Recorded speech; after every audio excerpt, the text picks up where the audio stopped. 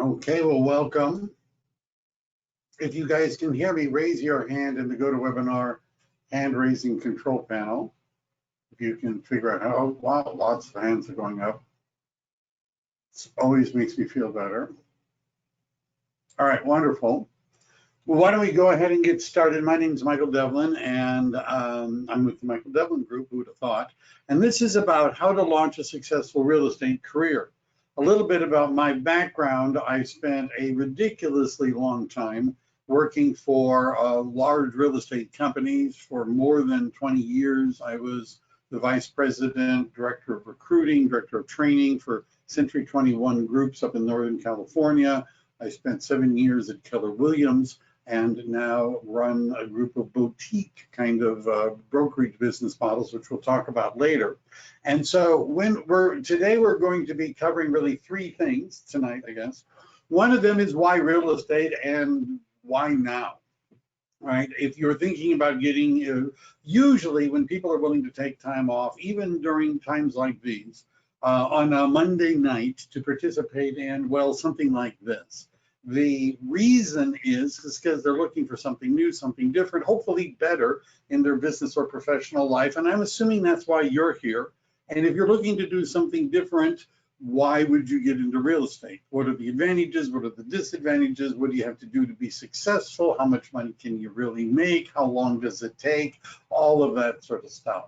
We're also going to talk about why now. Of all the things that are going on in the world, why would now be a good time? Should you wait? Should you start?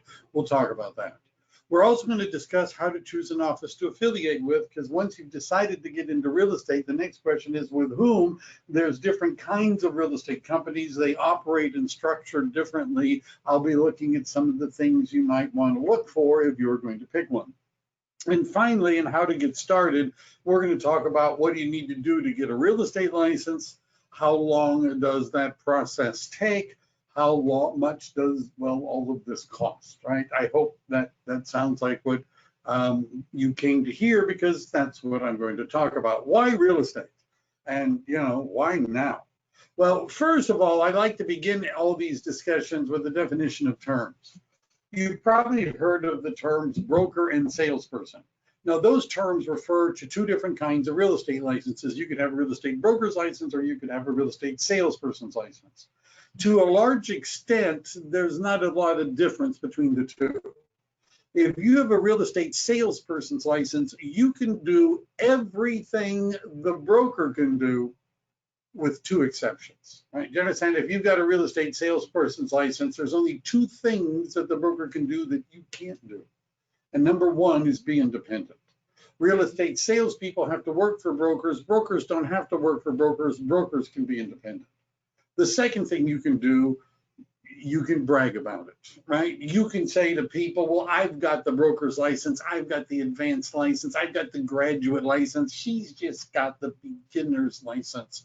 Pick me, right? Most people have no idea what you're talking about, nor do they particularly care. Now, in order to become a broker, you need 2 years full-time experience in real estate, or 4 years part-time experience in real estate. You need to take more courses and pass a longer, harder exam. So we're going to talk about how to become a salesperson first. But in terms of functions, what you can do to earn a commission, it's the same list as being a broker. Then there's the word agent. And the word agent really means something more than just broker or salesperson, because it describes a relationship where one person who's called the agent represents another person called the principal in dealings with other persons called, well, other persons or third parties. So if there's no three parties, right, if there is no third party, there is no agency. I'll give you an example. Real estate agent or somebody about to get their license says to me, if I get my real estate license and I decide to buy a house for myself and my family, can I be my own agent? I've been asked that question many times. Technically, legally, the answer is no. No, you can't be your own agent, because by definition, an agent represents somebody else. And if you're representing yourself in a real estate transaction, by definition, you are not an agent in that transaction, you're a principal in that transaction. Now that, by the way, was a technical and legally true answer to the question. but I also know that really wasn't the question they were asking me, right? Not really.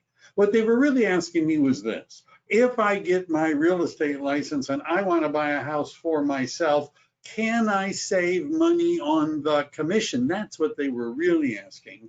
And the answer to that is yes, but it's not because you're acting as an agent in the transaction. You're not, you're a principal. It's because you're a licensee.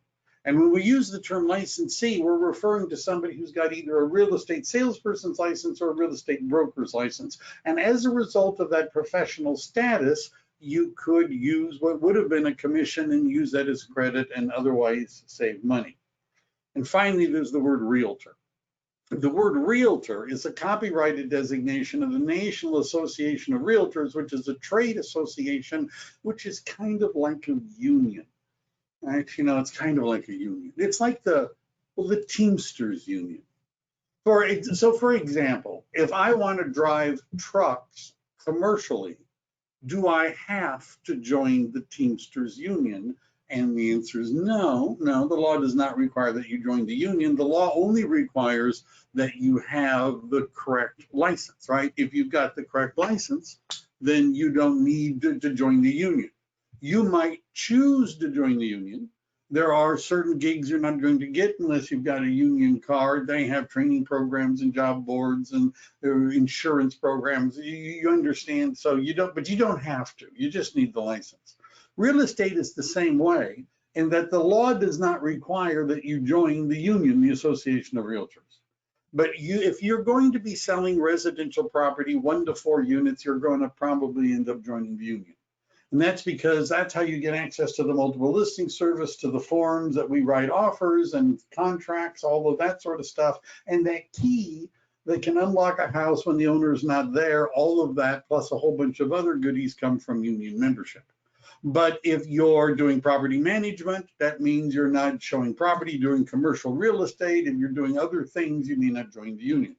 Speaking of those other things, what can you do if you have a real estate license? I bet you already know that you could help somebody buy or sell a residential property and get paid a commission.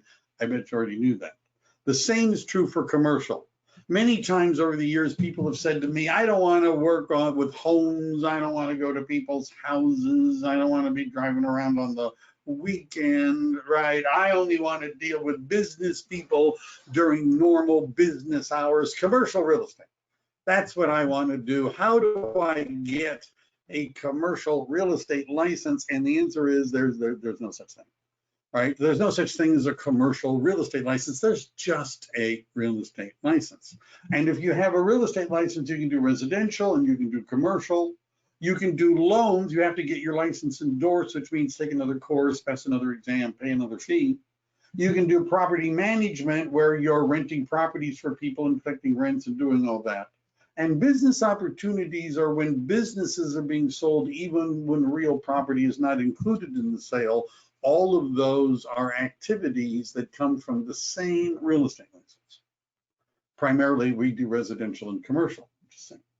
The ways of holding a real estate license, you could either work for a broker, not work for a broker, but you kind of need a broker. Now, what this means, so I've had people say to me, look, I'm not really too sure what I'm doing. You know, I know I want to get into real estate. I think I want to be in real estate. I'd like to get my license, but I don't know what I'm going to do with it once I've got it. Do I have to know that when I get my license, right? Do I have to know exactly where I'm going to go and who I'm going to work for and what I'm going to do in order to get the real estate license? And the answer is no, you don't need to know any of that stuff, right? You can go and get a real estate license and not have a broker. Right, and what they're going to issue you is a non-working license, right? You have a non-working license. And a non-working real estate license is like a non-working car, right? When your friends come over, you can show them the car. It's in your garage. Hey, look at my car. Isn't that a nice car? And they're like, that's cool. Can we go for a ride? No, we can't go for a ride.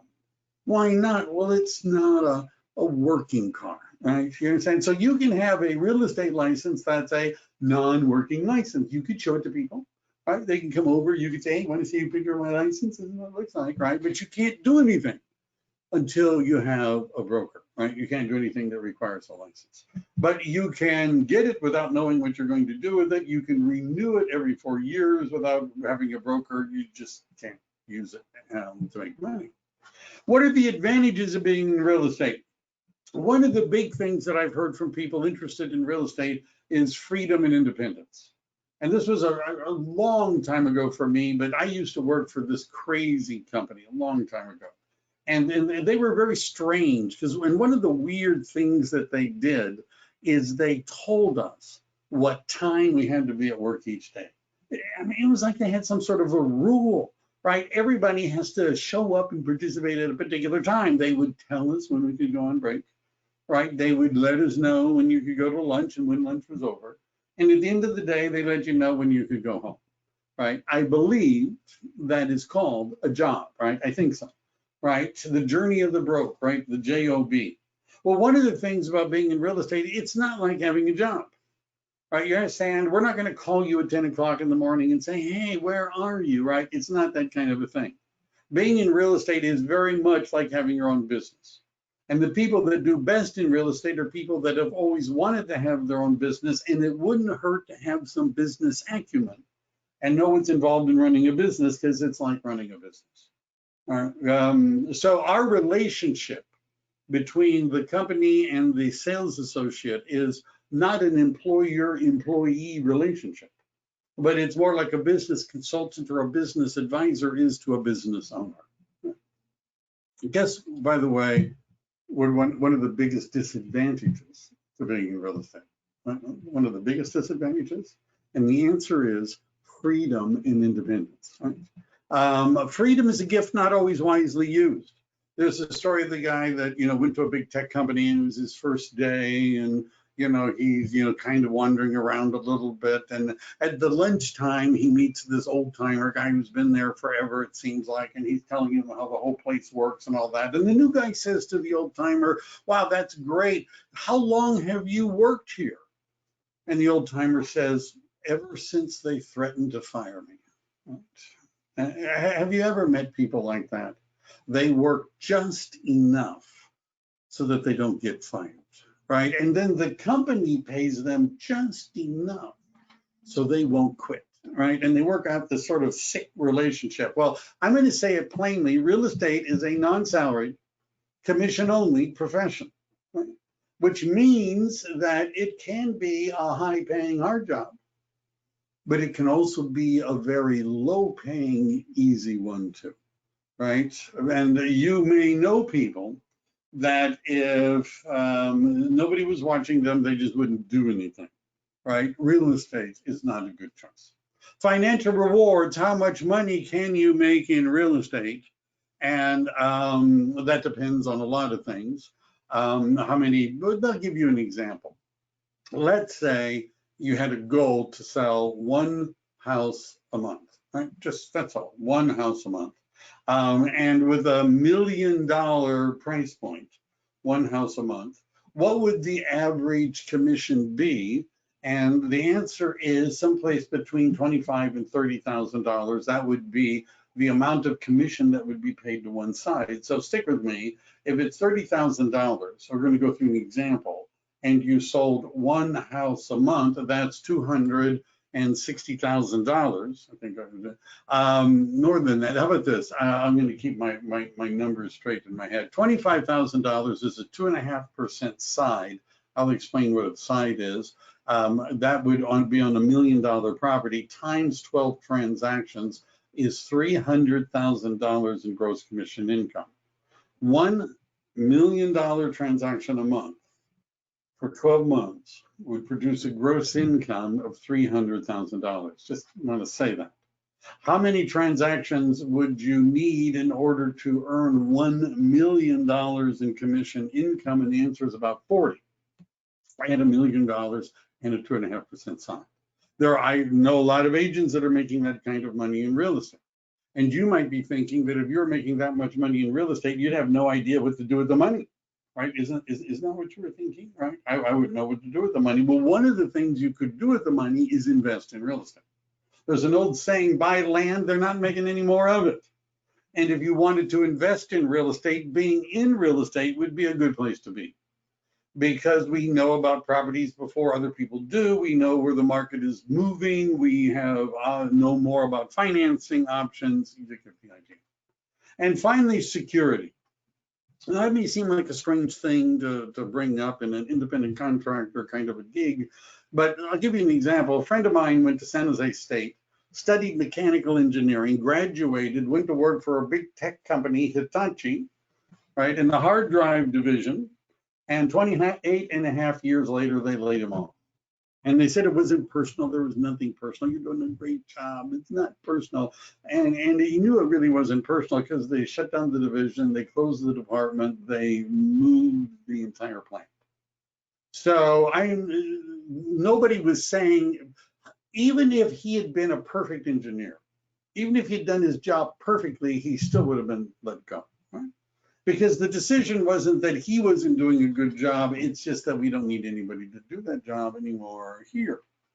So you end up, by security in real estate, I mean that you can be bad at real estate. You can fail at it, but you don't really get fired, right? You understand that nobody can really lay you off. If you don't get along with us, you can take your license and go down the road and go work for another broker. If you can't get along with anyone, tough it out for 2 years, and then you can go get your broker's license, and then you can be alone all the time. I don't know, right? You understand there's some security in knowing that you may fail, but you can't get fired. Right? You can't get fired. Ways of approaching the real estate business. So these are the general groups that I see in the business. A group that has always been there, but I think has been growing as a percentage, is the investor agent. And the investor agent is typically somebody who has another job, or certainly their family, you know, they're busy. But they want to get involved in real estate, and they would like to buy real estate for their own investment purposes. And along the way, they'll run across some people that are interested in buying or selling. They'll do that too. Then there are part-time agents. Part-time agents aren't necessarily investors, but they have other jobs as well, and they're making a transition, or they just want to add something, another gig, right? You know, to their income, and that's fine too. We have agents that do that. They're not looking to quit. They just want to do this part-time. And then there's the full-time agent. And the full-time agent is somebody who makes a commitment to, this is what I'm going to do. This is how I'm going to make a living. This is how I'm going to make money, right? And then there are big-time agents. And the big-time agents are doing 2, 3, 4 transactions a month, 5 a month, right? There are agents that are doing close to 1 a week in our market. And when you consider that the average commission is 25 to 30,000, yeah, you get the idea. And they teams, and they have assistants, and they have agents that work for them, all of that stuff. So there's some challenges for full-time. Now, in this list, the investor agent and the part-time agent who may already have another job or another source of income, that this isn't quite for them, right? But if you're doing it full-time, you need to understand some things.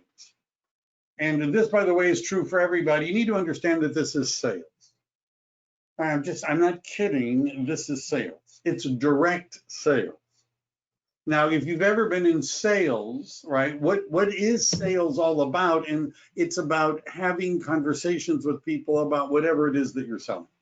And the more people you talk to, the more often you're going to get paid. If you only talk to some people about real estate, you're only going to get paid some. But if you talk to a lot of people about real estate, you're going to get paid a lot.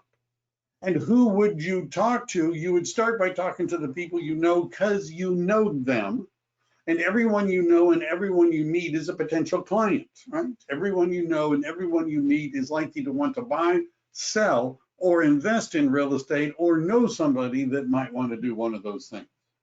So you talk to the people that you know, but then you also need to talk to people that you don't know, because you may not know enough people to make a career just out of that. Depending upon the market and how well you do, my goal when I'm bringing on new agents is for them to write business in the first 30 days. But realistically, it could be 6 months. right? Because of the market, because of a variety of different things. The goal is to get started right away, but you should be prepared that it may not happen in the first month. You also need to know that you're working evenings and weekends, right? This is also why part-time agents can do this, because when most people want to look at real estate, it's when they're not working, which is when you're not working, right? You have to be a self-starter. There's nobody going to stand over your shoulder and say, hey, you need to do this. Hey, you need to do that. You understand freedom is not always a gift. Wisely used, you need to have self-discipline. There's no salary. It's a commission-only business. This is why you could make $1 million in real estate or nothing in real estate. And in addition to join the board of realtors and the MLS and the course and the license and all that is going to take a few $1,000s, right? I'm just saying. And that's the reality of where we are now. Well, I'm going to give you an example of what would be, how a plan might work and what would be needed to succeed. Some of you, it might have resonated with you, $300,000 in gross commission a year. That was my example, right? One transaction, 12 transactions, $1 million each, 2.5% to each side. That's $25,000. That's $300,000 in gross commission. So if you're going to close 12 transactions, what you're going to need are appointments. Right now, when you're getting started, the question is, how many appointments do you need with buyers, sellers, or investors in order to find somebody who wants to buy, sell, or invest? Now, your mileage may vary, but let's say you're getting started and you're new and all this sort of stuff. Let's say that you're going to need 4 appointments with buyers, sellers, or investors before you close one transaction. So if you want to close 12 transactions, you're going to need 48 appointments. Now that would mean on average, you would need 1 appointment a week for 48 weeks, right? You get to take a month off, right? You're in real estate, right? You take a month off, right? So if you had 1 appointment a week for 48 weeks and you converted 25% of those, you'd close 12 transactions. So now the question is, okay, that is 1 a week. That doesn't sound too much. How do I get 1 appointment a week? And the answer is you're going to have conversations with people about buying, selling, or investing in real estate. And again, your mileage may vary, but let's just say that you're going to need 50 conversations with people about buying, selling, or investing in real estate before somebody wants to have an appointment. And you're going to need 4 appointments before you close a transaction. Right now, what that would mean is you would need to talk on average to 10 people a day, 5 days a week. And if you did that, you would be talking to 50 people a week, which would make 1 appointment a week, which would mean 1 transaction a month, which means you can go shop for a new Lexus or Tesla or wherever, whatever you want. Right? So now it's all right, well, who am I going to talk to and what am I going to say? And that's where our training and coaching and all the tools and systems come in so that you know how to have those conversations with people. But that's an example of how we would develop a plan for somebody who wanted to be full-time. By the way, if you talk to 20 people a day and you had 2 or 3 appointments a week, you see where I'm going with this. So how are real estate agents paid? Well, let's say it's a cheap house in Silicon Valley, $1 million, right? Cheap house. And the amount of commission can vary. It's not chiseled in stone. It's not uncommon for it to be 6%. That would mean $60,000 would be the gross commission paid on the sale of that property. There's 2 sides to every transaction. There's the listing side and the selling side, or the buying side. And although it doesn't have to be this way, the typical arrangement would be they would split it 50-50. Each side, which is usually 2 different offices, but each side would be getting $30,000. Now, if you're a brand new salesperson just getting started in the business, depending upon where you are, you would be starting with a commission plan of either 50%, some offices it's even lower, and maybe going up from there. I start new agents at 60% for the first 3 transactions, then it goes up to 70, and then it keeps going up. But let's just stick with this. So let's say it was your first transaction working with me. 30,000 is the gross. As the new agent, you'd be getting $18,000 in commission income. That would be your part of the side. Now, there's a relationship between commissions and service. And if you, it's like a teeter-totter, right? As one goes up, the other goes down. So as the commission rate to agents go up, the tools, the services, the support goes down, to where we have offices that are essentially just rental businesses for office space, right? That's essentially, they don't do anything, right? But then you just pay them fees. That's for later, we can talk about. How do you choose an office? So there are different kinds of real estate offices. Don't have to go away. There's different kinds of real estate offices. There are national offices, and I worked for several of those. Century 21, Keller Williams. They have training tools. You've heard of them. There are some boutique offices where they're very small and they don't have any training. Sereno is one of them in our area. Not really small, but still not really designed. It's not a big office. And then there are some cloud offices where they don't have offices, right? Everything is online. The broker, you have an avatar and you go into the world, you can talk to people, which may be the way everything's going to be. We don't know. But those are generally the different kinds of real estate offices. Now, what I've done, because I was the director of training for Century 21 for Northern California, Northern Nevada. I was a productivity coach and trainer for Keller Williams for 7 years.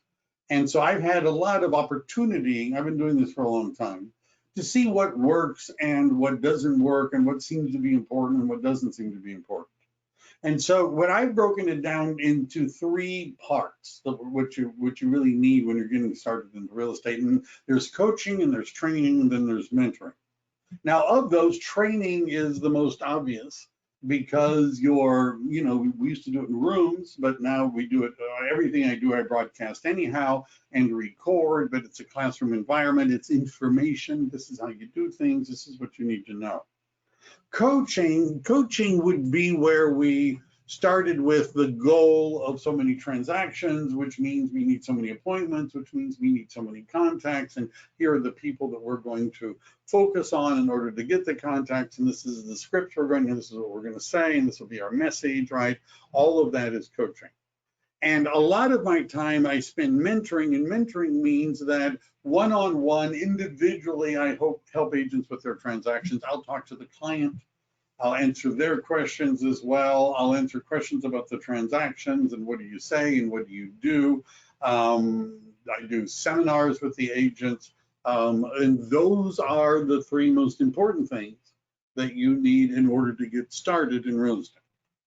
Speaking of that,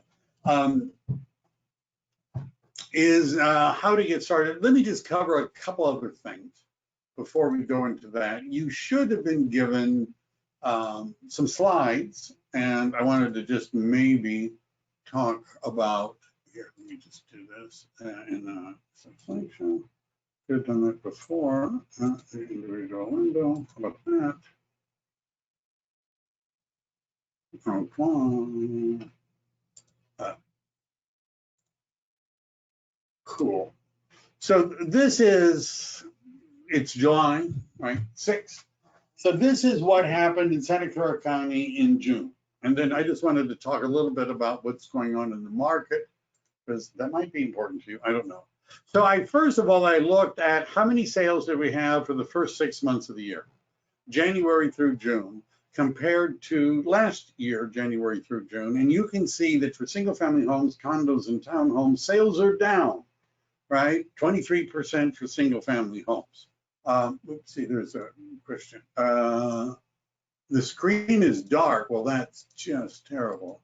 Here, let me see if I can make it better. How about that? Better? I hope so. I'm juggling. Better, that's good. So sales are down. All right, that's what that said. How about prices? So sales are down. If we look at year over year, now this is interesting. Let me just go back.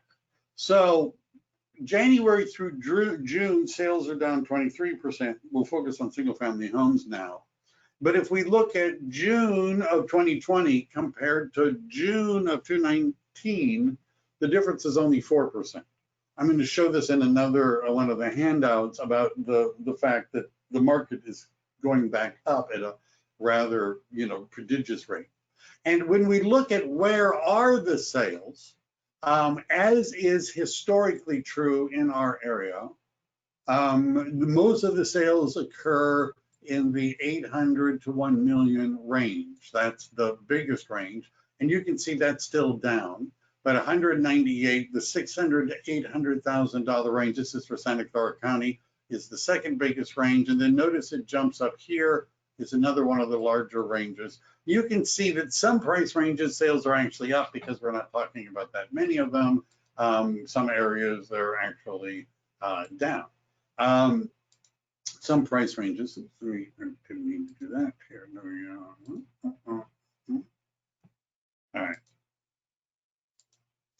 So, and I broke them down. One of the interesting things is when you look at it based upon where the properties are, the Morgan Hill, Gilroy, and San Martin area is actually doing very well, as is some of the other areas. Blossom Valley and Cambrian and Willowland are areas that are actually up year over year, and that's because of the kind of market. Now let's look at the median price. If we look at what is the median price of all the homes that sold January through June, it was 1.3 million, which is actually 5% higher for single family homes than it was for the first 6 months of last year. And if we look at just year over year comparisons, June of 2020 compared to June of 2019, it's about the same. It's about 4% higher. In other words, even though sales are down, prices are up. The sale to list price ratio, which shows if they listed it for $1 million, how close did they get to $1 million, you can see people are still getting 100% or a little more than what they're asking for. That's a seller's market. The dollars per square foot that people are getting now, that's up less than the median price, which generally means that the median has gone down. The median is the middle, and that there's less homes that are bigger, and that's why the median is going down. Dollars per square foot has gone up 1%, whereas the median price has gone up 4%. Months of inventory says if we stopped listing homes and we looked at how many homes we have in inventory and how many we've sold in the last 30 days, how long would it take us to sell all the homes that we have? Right, and in 2020, it's only 1.2 months. And this characteristic, the lower number is a stronger market.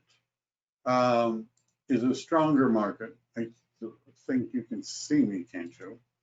It's giving me strange. Here, I'm just. How about this? Just make this easier. New listings are down, active listings are down, and that's, you don't want to see that. So I'll go ahead and do that.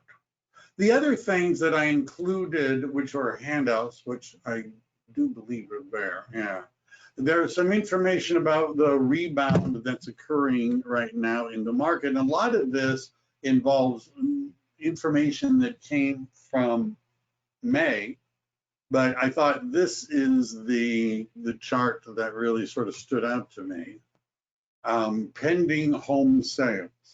And notice that the total number of sales were down a lot, but now month over month, not down so much in June. So what we know is that the number of pending sales not only went up significantly in May, it continued June. Excuse me. Anyhow, and then there's another article about what the experts are saying is going to happen for the rest of 2020. Which you can read about, right? But right now the predictions are for a relatively healthy real estate market, right? And it certainly is that way now. So let's talk about how to get started in real estate. There's two things you have to do to get a real estate license. One is you have to complete 3 college level courses in real estate. That doesn't mean you have to go to college. Oh, excuse me. That doesn't mean you have to go to college. That the 3 college courses are included in our program. So you have to do 3 college courses in real estate. And the second thing you have to do is pass an exam given by the California Department of Real Estate. And once you've done those 2 things, you're now able to apply to get a real estate license. Now, before you can apply to even take the state exam, you have to do the college courses. You have to take a course in real estate principles, a course in real estate practice, and an elective. And the elective can come from anything that's on this list. And I would point out that on this list is accounting, economics, and business law. What that means is if you have ever taken accounting, economics, or business law from a junior college or better, and you can get your hands on a copy of the transcripts, you don't need an original. This isn't like applying to Harvard. You have the 3rd course. If people say, well, I have accounting, economics, and business law, you only need 1, because you have to have principles, you have to have practice, and something from this list. If you're thinking, well, I don't have accounting, economics, or business law, what do I do? Our package includes legal aspects of real estate or real estate law. That's another way of saying it. By the way, even if you've got an accounting degree or taken business law or economics, my suggestion would be to go ahead and do the real estate law class. And that's because the Department of Real Estate is not going to ask you any questions about accounting, economics, or business law, right? It's an elective they'll accept, but they're not going to ask any questions about that on the state exam, but they will real estate law. How can you get the college courses? You could go to college. Few people are doing that, especially now. Few people are using that route. It's expensive and time consuming. Our system involves an online course. Now, the way an online college level course works is you enroll in the course, you log into the website. That's important because it starts a timer. And after 18 days has elapsed, you're eligible to take the final exam. Now, just to be clear, you don't have to take the final exam in 18 days. You just can't take it any sooner than 18 days. I'll explain why in a second. The final exams for the 3 college courses are online final exams. You can take the final exams at home, and they are open book tests. Let me go over that one more time. The final exams for the 3 college level courses are online, at home, open book. Cheat as much as you want to. Final exams, you can cheat as much as you want to. They give you 3 hours to get 75 out of 100 questions right. Did I mention that this is an open book test? The reason they make you wait 18 days to take the final exam is you could pass it right now. You understand, if you just enrolled in the school, logged in and downloaded the book, and you've got the internet, right? You can Google search the questions. In 3 hours, you could look up 75 answers and pass the exam. And that would make the whole thing seem like a waste of time. So the Department of Real Estate requires that 18 days elapse before you can take the final exam. All right, then there's another 18 days for the second one and another 18 days for the third one. I hope you understand this is not the hard part of getting a real estate license. Once you've done that, you're eligible to go take the state exam. The state exam is not an online test. Even now, it's not an online test.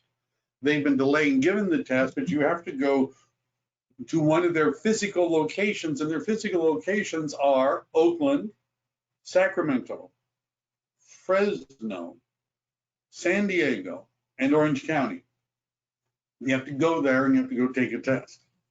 It is not an open book test. It's 150 multiple guess, I mean multiple choice questions. A, B, C, D, pick the best answer. No essays, no fill in the blanks, no true false. Out of those 150 questions on the state exam, you have to get 70% of them right in order to pass. Does that sound like a high score to require? 70%? You're laying on the operating table, your brain surgeon comes in, pulling on their gloves. They say, look, I may be new, but don't worry, I passed the brain surgeon's exam. I got 70%. of the questions right. I nailed that test. I got 70%. That's not a good thing to hear from your doctor, right? That's not a good thing. That's not a good score for a brain surgeon. It means that they missed more than 1 out of every 4 questions they were asked about the subject of brain surgery. That doesn't sound very good to me. So you don't have to be a brain surgeon to get a real estate license. You might already have known that. You don't have to be a brain surgeon to get a real estate license. All you have to do is go take that test, get 70% of them right, and you're in. Having said that, every time the Department of Real Estate gives this exam, they fail more than half the people that are in the room. And many of the people the Department of Real Estate is failing, they have failed before. You can take this test an unlimited number of times. I have met quite a few people over the years that have taken it more than 10 times. So of all these people that are failing, by the way, almost 70% fail on the first try, right? But you can take it again and again and again. Of all the people that are failing on their first try or the repeating tries, of all of those people that are failing the state exam, how many of those people were able to successfully complete those 3 online open book, cheat as much as you want to, college level courses? How many of them are able to do it? And the answer is they all were.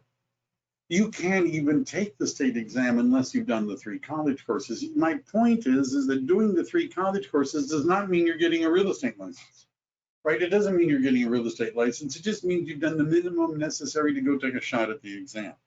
What I do is I teach people how to pass the exam. I have 12 classes. You can start at any point. It's like a pizza, right? In that it's warm and cheesy. Well, and what I mean by a pizza, there is no first slice to a pizza, right? It's just got 12 slices, and I don't have a first class either. They're all taught as independent modules. They don't build on each other. You can begin with any one of them. You could take them in any order. You can repeat them as often as you can stand it. As it so happens, this coming Wednesday happens to be lesson number 1. For those of you that like to start at the beginning of the sequence, you can. Last week was 12, next week is 1, and away we go. There are webinars, Wednesday night, broadcast, recorded. The cost for the whole program, live classes, college level credit, practice testing program, and the Saturday workshop is $398. I sell the Saturday workshop as a side thing for people that have already taken the college courses, which is why the other thing is there, but $398, that's the number. The college level credit comes from an affiliate of ours called Online Ed, who's approved by the Department of Real Estate to issue the certificates of completion necessary to get a license. I teach people how to pass the exam and have assembled a practice testing program. These are the components: college level courses, live classes, then practice testing and the workshop before you go take the test, all virtual, all online. I have a really high pass rate, and I encourage you to come and sit through a class as a guest, see if you like it or not. In a normal market, this takes 3.5 to 6 months. Right now, it's taking longer. And the reason is that, well, there was a virus, right, still out there. They're just now starting to give tests in Oakland. They're not testing as many people at one time, so there's a backlog. Right now, it's taking about 6 months to get a real estate license, but then now that they're starting to test people, right, that should go down. You also need, part of the process is to be fingerprinted. That takes 6 weeks. That used to actually used to delay getting the license, but now the state's behind, and that's the delay. Your license is good for 4 years. To renew it, you have to do 45 hours of continuing education every 4 years and pay a $245 renewal fee, and then you can renew it. Here's information on how to contact us if you want more information. And I got really good Yelp reviews. You got to check out my Yelp reviews. This is a screenshot before I stopped advertising on Yelp. Once I did stop advertising, they filtered 100 and something of my 5-star reviews. Just coincidental, I'm sure. But you might want to check out my reviews. I have very good reviews. What you ought to do if you're interested is moving forward is to check out a class. So you go to my website, DREclass.com, and one of the buttons says free guest lesson. And if you click on that and fill out the form, then you can, you're in. right? And you can go check out a class. There's one this Wednesday night, and then you can see if you like it or not, and can you stand 11 more. All right, so that's pretty much all I've got. If there's any questions, now would be an opportune time to, say something or not. So next best thing to do, come sit through a class. There's one on Wednesday night. Give us a call tomorrow if you have any questions. We'd love to talk to you. And I look forward to seeing you in class. Have a good evening. Why is real estate essential is the question. Because people move, people need a place to live, businesses, people relocate, so there are people that were planning on selling their property. So I can't answer all the reasons, but pretty much in every state, real estate is considered to be. Is real estate worth it? Is another question I'm getting. I'm not sure what you mean by that. They're not making any more of it. And most wealth that people are able to make that, they didn't inherit or something, that comes from acquisition of real estate, buying and investing in real estate. Any other questions, Alexis? All right. Call me if you want to talk. I'd be happy to discuss it with you. Cool. See you guys later.